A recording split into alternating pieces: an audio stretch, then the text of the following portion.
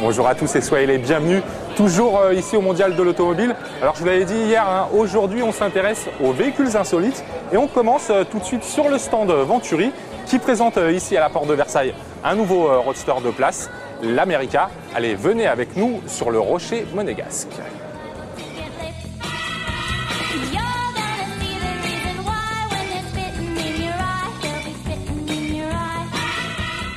Au Mondial de l'Auto, à l'écart des pavillons de constructeurs de renom, on trouve moult petites marques qui ne manquent pas d'intérêt.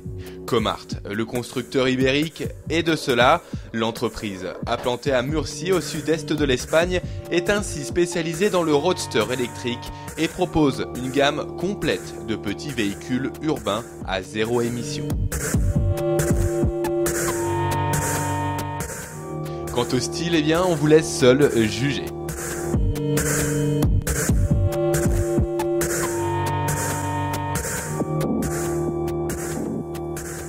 Venturi ne dispose pas d'un, mais de deux stands à la porte de Versailles. Sur l'un d'entre eux se trouve l'America, une sorte de buggy électrique pouvant atteindre les 200 km/h, tandis que dans un autre pavillon, le constructeur monégasque dévoile la fameuse Jamais Contente, dont le bloc électrique d'une puissance équivalente à 800 chevaux aura permis au bolide d'atteindre les 515 km/h.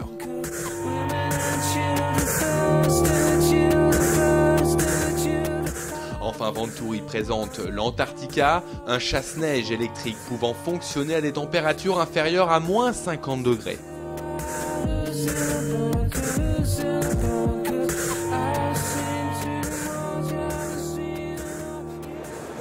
Allez, on termine cette journée véhicules insolites sur le stand du français Acrea, dont la gamme Zest reprend du service ici à la porte de Versailles.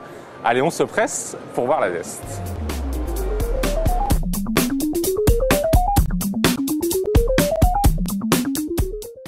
Chez Acrea, la gamme Zest reprend du service au Mondial 2010. Bouille sympathique, petit moteur et poids plume, la gamme Zest du constructeur français ne manque, pour ainsi dire, pas de vitamines.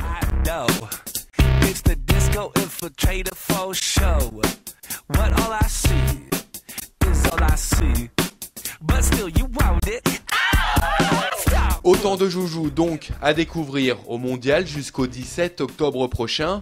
Enfin, au-delà des modèles présentés, promenez-vous dans les allées du Mondial, vous tomberez alors, et c'est une certitude, sur des stands de constructeurs méconnus mais créatifs, comme c'est le cas pour le Mexicain Mastretta.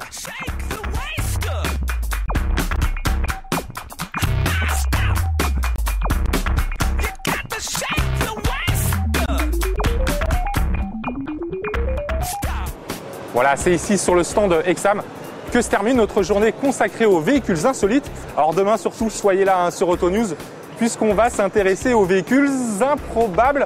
On risque plutôt de se marrer. Allez Thomas, c'est à toi. Moi je vous dis à demain, salut. Ouais Laurent, alors aujourd'hui sous un peu de pluie, on va tenter un truc de fou. Tu vas voir, c'est l'Audi A1 Experience. C'est un petit circuit avec des petits pièges bien sympas entre les halls 4 et 8. Et pour ça, on monte avec Frédéric, pilote Audi. Salut Frédéric, on y va en route.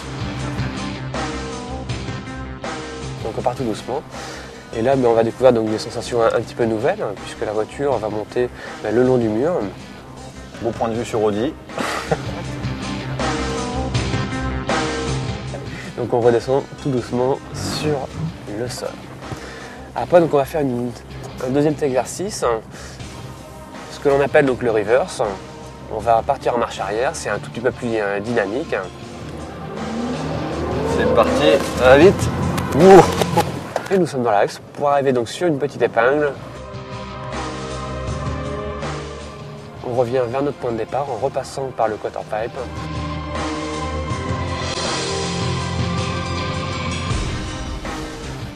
Et on redescend tout doucement.